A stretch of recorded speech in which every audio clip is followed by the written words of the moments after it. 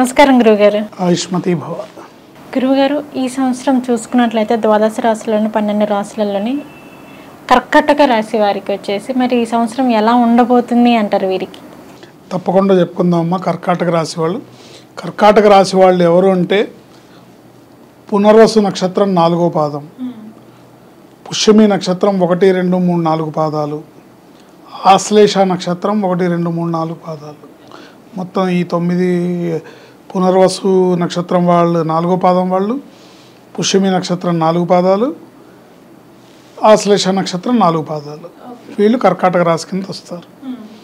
తర్వాత నామ నక్షత్రం కింద చూసుకుంటే ఇంగ్లీష్ అక్షరాల్లో HD, హెచ్తో పేరు స్టార్ట్ అయ్యేవాళ్ళు, డితో పేరు స్టార్ట్ అయ్యేవాళ్ళు. వీళ్ళు అంటే దుర్గా, దయానంద్, దయాకర్, దేవానంద్. హెచ్తో చూసుకుంటే హనుమంతరావు, ఇంకా ఆడవాళ్ళ పేర్లు ఏమన్నా ఉంటే హన్సిక, అట్లా చూసుకోవచ్చు. వీళ్ళందరికీ కూడా ఈ సంవత్సరం ఎలా ఉండబోతుంది అంటే ఆరోగ్యం విషయంలో చాలా జాగ్రత్త తీసుకోవాల్సిన అవసరం ఉంది. ఆరోగ్యపరంగా వీళ్ళు ఈ సంవత్సరం అంతా కూడా చాలా అలర్ట్గా ఉండాలి, కేర్ఫుల్గా ఉండాలి.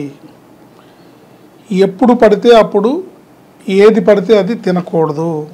ఓకే, కాస్త జాగ్రత్తగా ఆలోచించి తినాలి. Junk food, fast foods, out side food, ఎక్కడ పడితే అక్కడ ఫుడ్ తినకూడదు.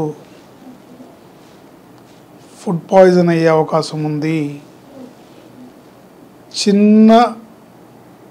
చిన్న ఫుడ్ పాయిజన్ అది పెద్ద ప్రమాదానికి దారితీసే అవకాశాలు ఈ రాశి వాళ్ళకి ఈ సంవత్సరం కనబడుతున్నాయి. సో అందుకని ఆహార వ్యవహారాల్లో చాలా జాగ్రత్తగా ఉండాలి. మంచినీళ్ళు తాగే విషయంలో కానీ, లేకపోతే బయట నీళ్లు తాగేటప్పుడు కానీ, ఆహారం తీసుకునేటప్పుడు కానీ చాలా కేర్ఫుల్గా ఉండాలి. న్యూట్రిషియస్ ఫుడ్ ప్లాన్ చేసుకొని తీసుకోవాలి. పళ్ళు, ఆకుకూరలు ఎక్కువగా తినాలి. వీలైనంత వరకు శాకాహారం తీసుకోవడానికి ప్రయత్నం చేయాలి. మాంసాహారాన్ని అవాయిడ్ చేస్తే మంచిది. శాకాహారం తీసుకోవడం ద్వారా ఆరోగ్యం కాపాడబడుతుంది. ఇంటి భోజనానికి ప్రాధాన్యత ఇవ్వాలి. ఇవాళ తెల్లారు లేస్తే టిఫిన్ దగ్గర నుంచి ఇడ్లీలు కూడా జొమాటోలో, స్విగ్గీలో ఆర్డర్ పెట్టుకొని తినే రోజులు వచ్చినాయి. కాబట్టి పరిస్థితి ఏం లేదు, ఆ రోజులు అలా తెచ్చుకున్నాం అంతే. ఏముంది, ఎవరు చేస్తాడు, ఎవరు వెళ్తాడు వంటింట్లోకి, ఎవరు పిండి రుబ్బుతారు, ఎవరు చేస్తారు, ఇవన్నీ ప్రాసెస్ అని. సో ఈజీగా అయిపోతుందని ఆర్డర్ పెట్టేసుకొని తినేస్తారు.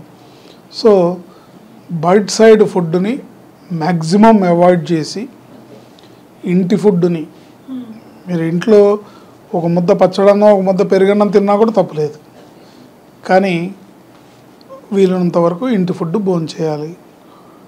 న్యూట్రిషియస్ ఫుడ్ ప్లాన్ చేసుకోవాలి. శాకాహార భోజనం ఎక్కువగా చేయాలి. పళ్ళు, పలహారాలు, జ్యూసులు ఎక్కువగా తీసుకోవాలి. ఇలా తీసుకుంటూ ఆరోగ్యాన్ని కాపాడుకోవాలి. ఆరోగ్య విషయంలో అప్రమత్తంగా ఉండాలి. ఆరోగ్యం విషయంలో అశ్రద్ధ పనికిరాదు. ఏం కాదులే అనే భావన, ఏం పర్వాలేదు ఇట్లాగే చెప్తారులే అని అనుకునే భావన మిమ్మల్ని ఇబ్బంది పెడుతుంది, కానీ నన్ను కాదు. అంతే. ఆరోగ్యం పాడైపోతే నష్టం మీకు తప్పించి ఇంకెవరికి ఉండదు. ఇకపోతే ముఖ్యంగా చూసుకుంటే ఈ రాశి విద్యార్థులందరూ పిల్లలు అనగానే జనరల్గా ఏంటి, జంక్ ఫుడ్ తింటారు. Chips, Lays, chocolates, పానీపూరీలు.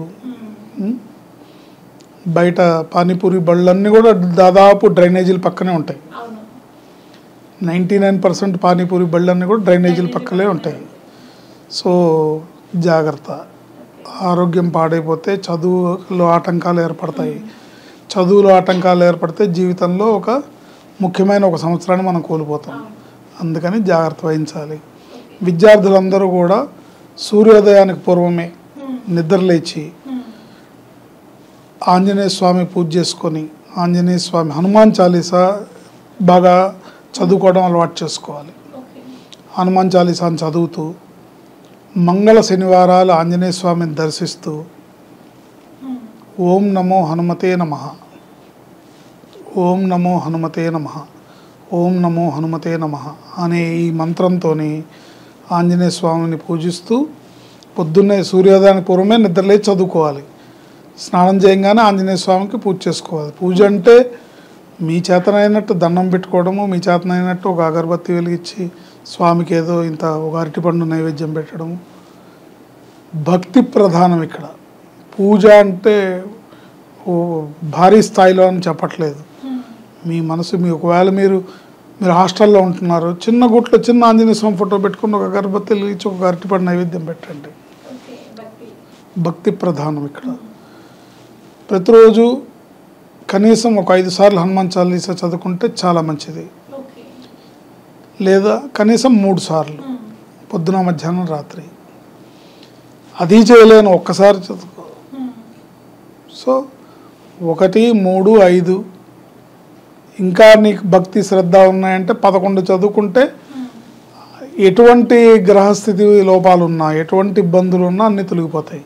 ప్రతిరోజు 11 సార్లు హనుమాన్ చాలీసా చదువుకుంటే మీకు ఏ గ్రహం వ్యతిరేకంగా ఉన్నా, ఎటువంటి పరిస్థితులు వచ్చినా అన్నిట్లోంచి మీరు బయటపడతారు, అన్నిట్లోంచి రక్షింపబడతారు. ఇది చేయాలి. అట్లాగే ఉద్యోగస్తులు, వ్యాపారస్తులు కూడా చాలా జాగ్రత్తగా ఆలోచించి ఆచితూచి అడిగేస్తూ ప్రతి నిర్ణయాన్ని 1కి 10 సార్లు ఆలోచించి చేయాలి. ఎందుకంటే ఉద్యోగము అంటే అర్థం ఏంటి, ఉద్యోగస్తులు అంటే అర్థం ఏంటి, మీ వచ్చిన జీతం మీదే మీ ఫ్యామిలీ గెట్ ఆన్ అవ్వాలి. వ్యాపారస్తులు అంటే ఏంటి, మీరు కొంత పెట్టుబడి పెట్టారు, దీని మీద మీరు డబ్బు సంపాదించి మీ కుటుంబాన్ని నడపాలి. కుటుంబాన్ని నడపడమే కాకుండా వ్యాపారం కాబట్టి కొంత డబ్బును వెనకేసుకొని కాస్త సమకూర్చుకోవాలి, సేవింగ్స్ ఉండాలి, కొంత సంపద కూడబెట్టుకోవాలి కదా. సో జాగ్రత్తగా చేయకపోతే ఉద్యోగ వ్యాపారాల్లో నష్టాలు వచ్చే అవకాశం ఉంటుంది.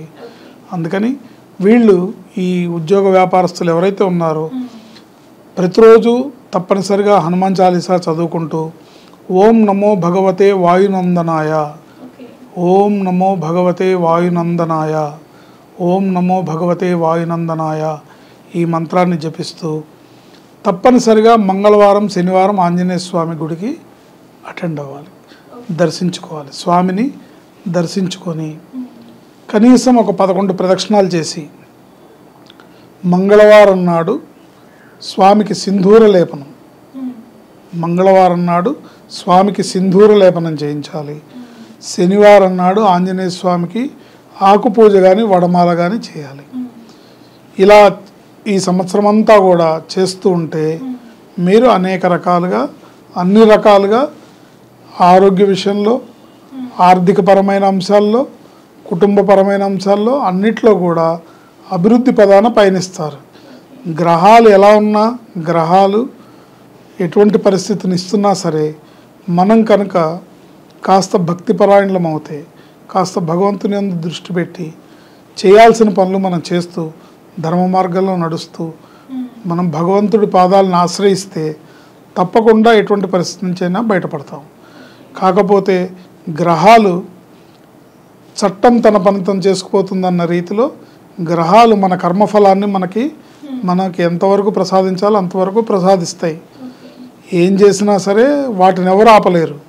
కానీ భగవంతుణ్ణి మనం దేవాలయ సందర్శన, పూజ, పునస్కారం, హనుమాన్ చాలీసా చదువుకోవడం, ప్రతి మంగళవారం, శనివారం ఆంజనేయ స్వామి గుడికి వెళ్ళడం ద్వారా తప్పకుండా ఆ గ్రహాలు ఇచ్చే పరిస్థితులు ఏవైతే ఉంటాయో వాటిని మనం తట్టుకొని ముందుకెళ్ళగలుగుతాం. గ్రహాలు ఇచ్చే పరిస్థితులను ఎవరు ఆపలేరు, వాటిని మనం తట్టుకొని ముందుకెళ్ళగలుగుతాం. ఇప్పుడు మన శరీరంలో శక్తి కావాలంటే భగవంతుడి యొక్క పాదాలని మనం ఆశ్రయించాలి. అందుకని ఏ రాశి వాళ్ళు ఏ దేవుని ప్రార్థించాలి, ఎలాంటి పూజ చేయాలనేది సింపుల్గా అందరికీ అర్థమయ్యేలాగా ప్రతి వాళ్ళు చేసుకునేలాగా మనం చెప్పడం జరుగుతుంది. ఈ పద్ధతిలో చేసుకుంటే ఇప్పుడు కర్కాటక రాశి వాళ్ళందరూ కూడా ఈ రకంగా ఈ సంవత్సరం అంతా ఆంజనేయ స్వామిని ప్రార్థించాలి. విద్యార్థులు ఓం నమో హనుమతే నమః అనే మంత్రంతో స్వామిని ప్రార్థించాలి. హనుమాన్ చాలీసా చదువుకోవాలి. ఉద్యోగస్తులు, వ్యాపారస్తులు ఓం నమో భగవతే వాయునందనాయ అనే మంత్రంతో స్వామిని ప్రార్థించాలి. ప్రతిరోజు హనుమాన్ చాలీసా చేసుకోవాలి. మీరు మీ శక్తి కొలది ఒకసారి హనుమాన్ చాలీసా చేస్తారా, 3 సార్లు చేస్తారా, 5 సార్లు చేస్తారా, మీ ఇష్టం. 11 సార్లు చేస్తే నమ్మండి, మీకు ఎటువంటి గ్రహ స్థితిగతులు ఇబ్బందులు ఉన్నా అన్ని రకాల ఇబ్బందుల్లోంచి మీరు బయటపడి సంపూర్ణ గ్రహశాంతి లభించి మీరు అభివృద్ధి పదంలో ముందుకు వెళతారని మనం చెప్పాలి. ఓకే గురుగారు, కర్కాటక రాశి వారికి వచ్చేసి ఈ సంవత్సరం అంటే ఈ క్రోధీనామ సంవత్సరంలో వచ్చేసి వారికి ఏ విధంగా ఉండబోతుంది, అలాగే వారి జీవితంలో ఎటువంటి మార్పులు జరగబోతున్నాయి, జరిగే మార్పులకు దానికి ఎటువంటి పరిహారాలు చేసుకోవాలి, ఏ దేవుని ఆరాధిస్తే వారికి ఈ సంవత్సరం ఇంకా బాగుంటుంది అనే అంశం గురించి అయితే మాకు తెలియజేశారు. ధన్యవాదాలు గురుగారు. ఆయుష్మతి భవ.